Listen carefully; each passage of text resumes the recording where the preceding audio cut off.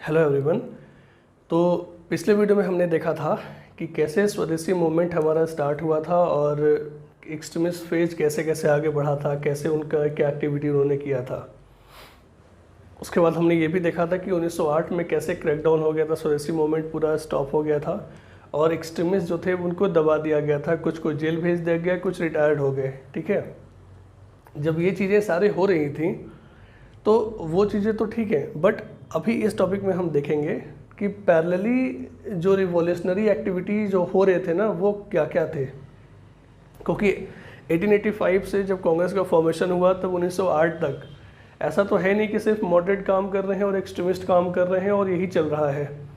Take for example, अगर मान लीजिए अभी आप अपने शहर में हैं तो ऐसा तो नहीं है कि दिल्ली में सब चीज़ें स्टॉप हो गई हैं, वहाँ गाड़ी, वहाँ के लोग सब स्थिर होकर बैठे हुए हैं, ऐसा तो नहीं होता है ना।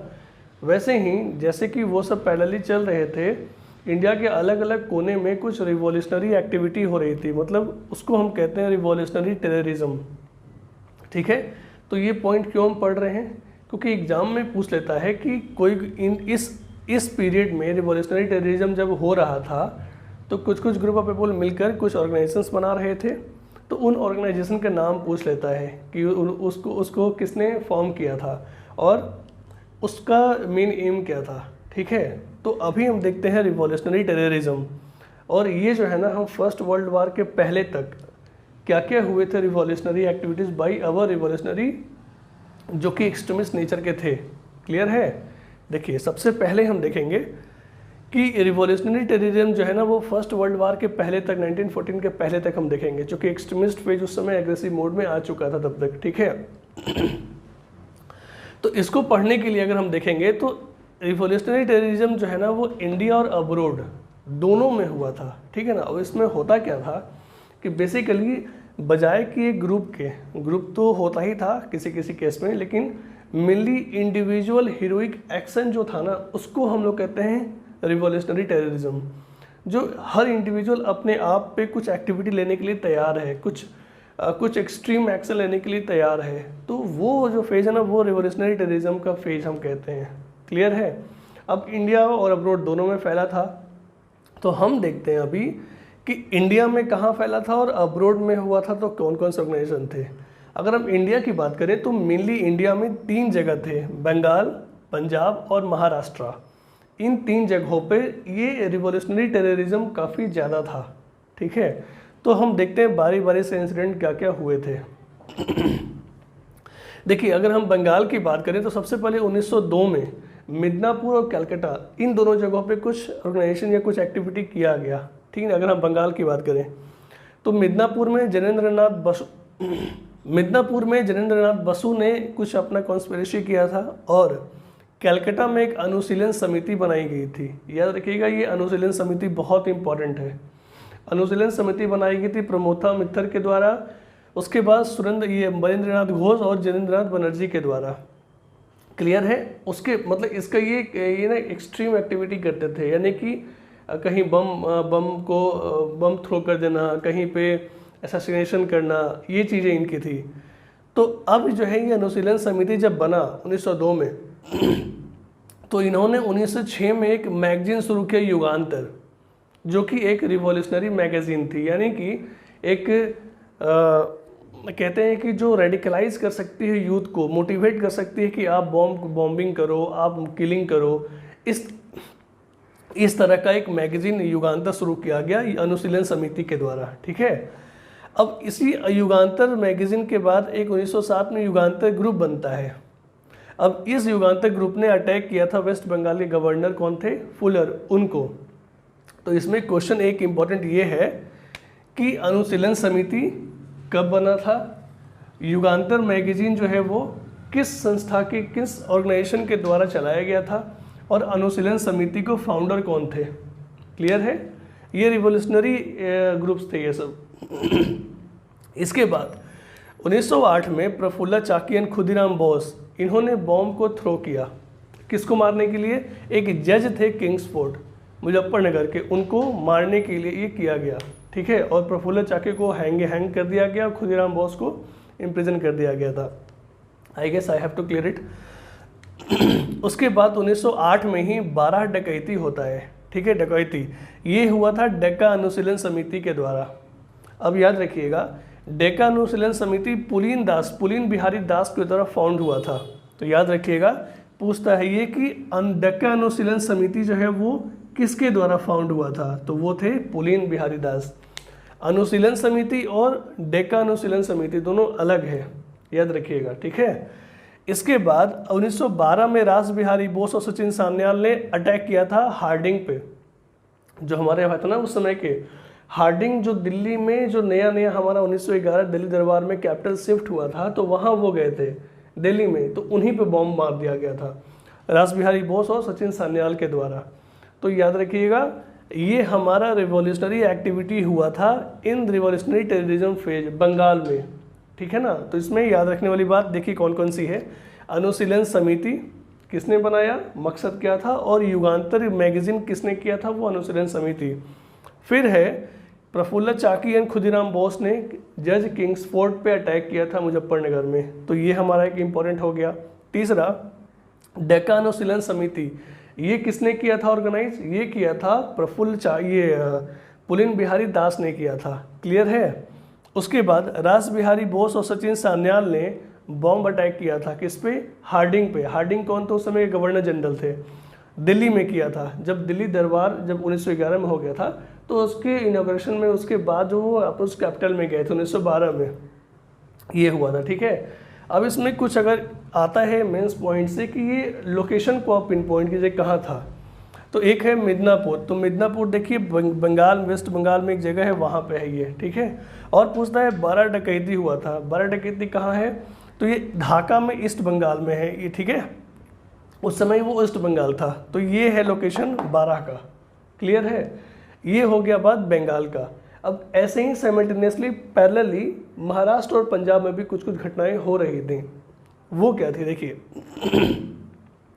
महाराष्ट्र की हम बात करें तो 1879 में आपको ये Ramoshi peasant movement, Ramoshi peasant force एक बनाया गया था इस वासुदेव बलवंत फटके द्वारा।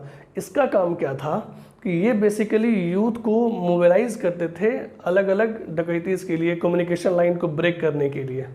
बेसिकली इनका टारगेट ही था कि गवर्नमेंट का जो ऑफिशियल लाइन है ना कम्युनिकेशन, उसको कैसे ब्रेक कर दें, चाहे वो रेलवे का हो, चाहे वो पोस्टल सर्विसेज का हो, या और भी कुछ चीज़ें, उसको ब्रेक करना। अब उसको करने के लिए फंडिंग चाहिए, तो फंडिंग कहाँ से आएगा, तो ये डकैती करते थे, डकैती, ठीक है। तो याद रखिएगा इसमें रामोसी पीजेंट फोर्स मुंबई में हुआ था, मतलब महाराष्ट्र में, और किसने फाउंड किया था, वो थे वासुदेव बलवंत फटके, क्लियर है। उसके बाद 1890s में मिलिटेंट नेशनलिज्म स्टार्ट हुआ, वो तिलक के द्वारा बहुत एग्रेसिवली प्रोपोगेट किया गया, ठीक है। अब यहाँ पे करने के लिए 2 हथियार उनका था, तिलक साहब का 2 हथियार था। पहला एक तो फेस्टिवल के रूप में, और दूसरा जर्नल के रूप में लिख के अपने विचारों को स्प्रेड करके लोगों को मोटिवेट करते थे, इन्फ्लुएंस करते थे। फेस्टिवल की बात करें तो गणपति फेस्टिवल और शिवाजी फेस्टिवल था, और अगर जर्नल की बात करें तो केसरी और महारथा, क्लियर है। ये बहुत इंपॉर्टेंट है, ये पूछा हुआ है, आप देख लेना प्रीवियस ईयर में मिल जाएगा आपको, बहुत जगह मिलेगा कि तिलक साहब ने जो फेस्टिवल शुरू किया था वो कौन कौन से थे। तो एक तो था हमारा गणपति फेस्टिवल और एक शिवाजी फेस्टिवल। प्लस ये भी पूछते हैं वो कि तिलक के द्वारा कौन से 2 रिवॉल्यूशनरी मैगजीन्स पब्लिश किया गया था, तो वो था हमारा केसरी और वो था महारथा, क्लियर है। ये 1890s में हो रहा है, जब हमारा मॉडरेट के काम काज से खुश नहीं थे एक्सट्रीमिस्ट, वो आइडियोलॉजी विकसित हो रहा था। 1897 में चापेकर ब्रदर्स ने किल्ड किया, किनको किल्ड किया था, तो वो थे प्लेग कमीशन ऑफ पूना, उनका नाम था रैंड, और एक और थे लेफ्टिनेंट आयरिस्ट, इन दोनों को उन्होंने किलिंग किया था। तो 2 चीज़ें पूछता है, एक तो 1897 में ये रैंड जो था ना प्लेग कमिश्नर, इसको किसने किल किया था, वो तो चापेकर ब्रदर्स ने, ये हो गया। दूसरा पूछते हैं ये कि उन्हें प्रफुल्ल चाकी और खुदीराम, ये जो जज किंग्सफोर्ड थे ना, इनकी हत्या किसने की। ये 2 मेजर किलिंग इवेंट्स हैं, तो ये पूछ लेते हैं कभी कभी, ठीक है। तो 1908 और 1897 याद रखिएगा, ये बंगाल में हुआ था और ये महाराष्ट्र में हुआ था, क्लियर है।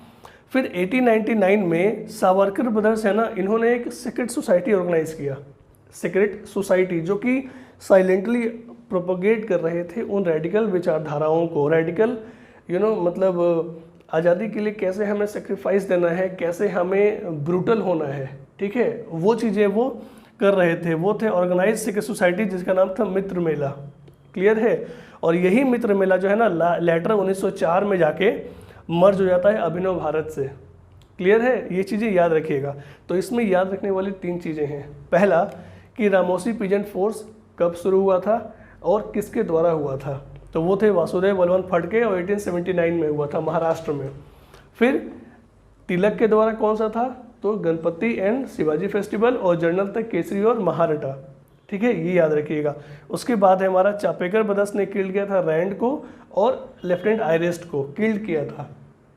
उसके बाद है हमारा सावरकर ब्रदर ने ऑर्गेनाइज किया था मित्र मेला, ठीक है ना, और यही मित्र मेला 1904 में जो है जाके मर्ज हो जाता है अभिनव भारत से। तो ये हमारा हो गया रिवॉल्यूशनरी एक्टिविटी 1885 से 1880 से लेके 1914 के बीच तक, यानी कि फर्स्ट वर्ल्ड वार के बीच तक। क्लियर है। तो बंगाल देख लिया, महाराष्ट्र देख लिया। अब आते हैं कि इसी टाइम में पंजाब में क्या हो रहा था। वहाँ भी कुछ न कुछ एक्टिविटी हो रहे थे, क्योंकि वहाँ भी रिवॉल्यूशनरी नेचर के लोग का एक्टिविटी हम सुनते थे कि यहाँ किसी ने वो कर दिया, किसी ने ये कर दिया।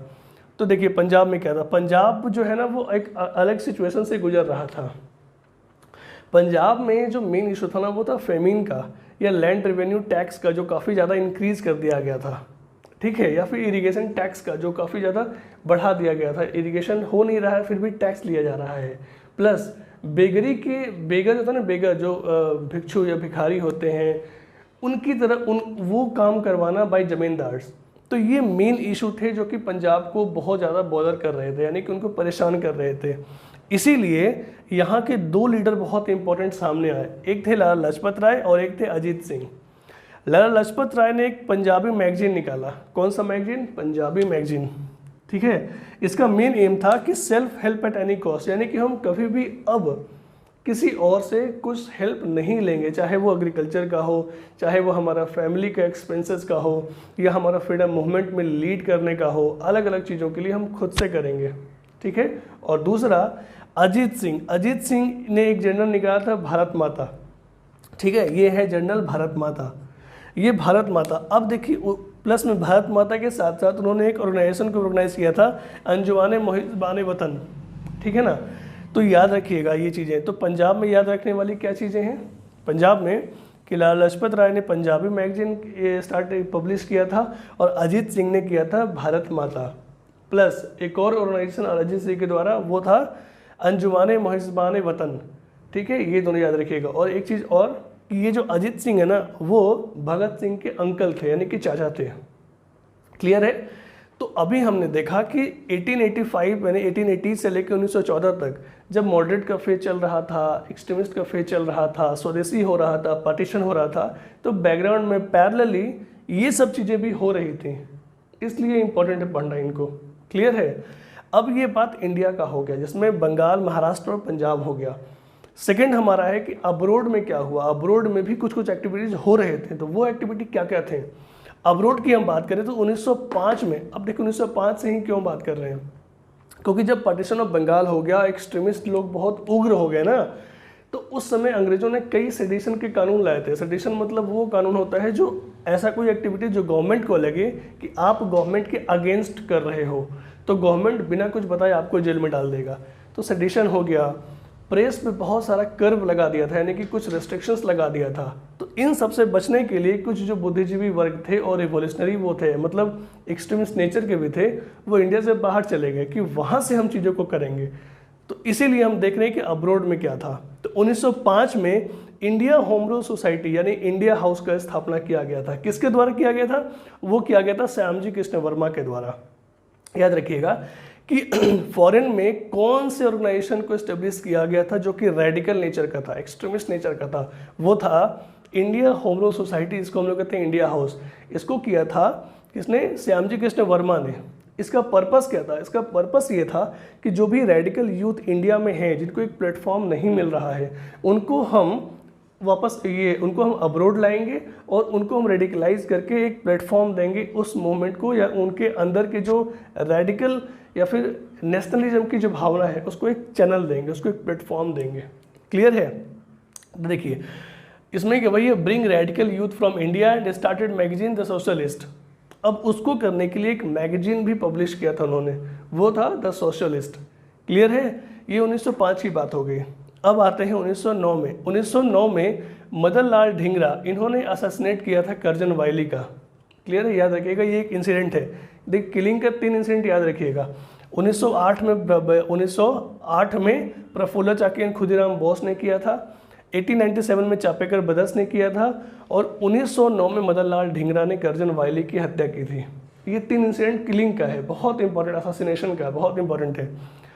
इसके बाद एक चीज़ और है कि एक थी पर्सन मैडम बीकाजी कामा, जो कि एक पारसी थी। ठीक है, मैडम बीकाजी कामा एक पारसी थी, और इन्होंने जो रिवॉल्यूशनरी एक्टिविटी स्टार्ट किया था वो था पेरिस और जेनेवा से। क्लियर है? अब इसके बाद इन्होंने क्या किया, एक वंदे मातरम करके ब्रॉड किया एक हमारा उसमें एक्टिविटी यहाँ जो पब्लिश किया उन्होंने। इसके तहत उन्होंने पेरिस में और जेनेवा में रहते हुए जो भी जितने इंडिया के लिए जो सपोर्ट वो कर सकते थे वो सारे कुछ वहाँ से उन्होंने ट्राई किया। ठीक है ना? तो अभी हम देखा कि अब्रोड में ये 3 चीज़ें हुई थी और भी चीज़ें, गदर पार्टी, वतलाला हरदयाल के द्वारा, ये सब चीज़ें, लेकिन उनको हम अलग कंटेक्स्ट में देखेंगे। ठीक है ना? ये सब चीज़ें हुई थी अब्रोड में। कोमाकाता मारू इंसिडेंट एक इंडिया में हुआ था, अलग चीज़, अलग पर्पज़ के लिए, अलग उसका एक कारण अलग था।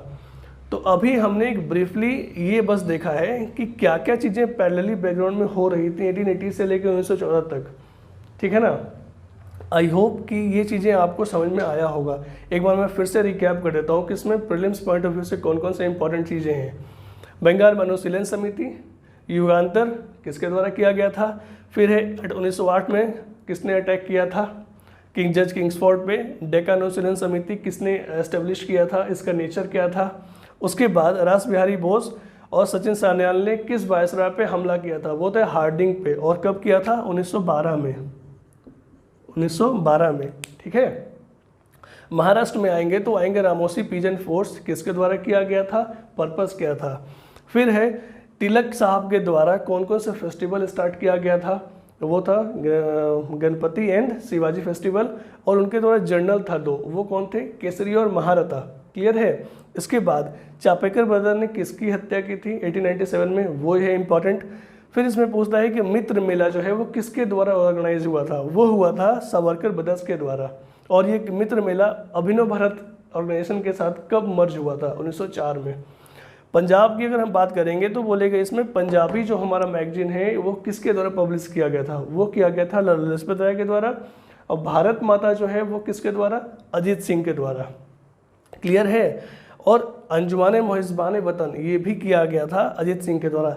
ये टर्म देख के लगता है कोई मुस्लिम लीडर जो है ना, नेशनलिस्ट लीडर, उन्होंने किया होगा, बट नहीं, वो अजीत सिंह के द्वारा ये किया गया था लाहौर में। क्लियर है? अब्रोड में अगर हम बात करेंगे तो अब्रोड में पूछता है कि द सोशलिस्ट मैगजीन किसके द्वारा किया गया था, तो वो किया गया था इंडिया हाउस के द्वारा, इंडिया होम रूल सोसाइटी के द्वारा। और इसको फॉर्म किसने किया था, श्यामजी कृष्ण वर्मा ने किया था। फिर आता है कि 1909 में मदन लाल ढींगरा ने किसकी हत्या की थी, तो वो उन्होंने किया था कर्जन वाइली का।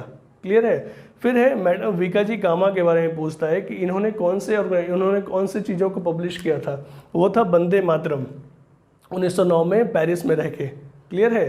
तो एज ए होल ये पूरी एक ब्रीफ है। आई होप कि ये चीज़ें आपको समझ में आई होंगी। इसके बाद जो हम कवर करेंगे वो है पार्लियामेंट रिफॉर्म और आगे की चीज़ें। ठीक है? वीडियो को देखिए। अगर कुछ चीज़ें क्लियर नहीं है तो मैं इसका एक पिक्चर लेके स्क्रीनशॉट लेके आपको डाल देता हूँ कि एक क्लियर इमेज आप इसका स्क्रीनशॉट ले सकें। वीडियो देखने के लिए शुक्रिया, और वीडियो को शेयर कीजिए प्लीज़, लोगों तक पहुँचाइए। आप सपोर्ट करेंगे तभी ये चैनल ग्रो भी करेगा और हम सब आगे मिलकर अच्छी चीज़ें दे सकते हैं यहाँ पे। ठीक है? तो वीडियो देखने के लिए शुक्रिया। कीप लर्निंग एंड क्वेश्चन बनाते रहिए। Thanks a lot, have a nice day.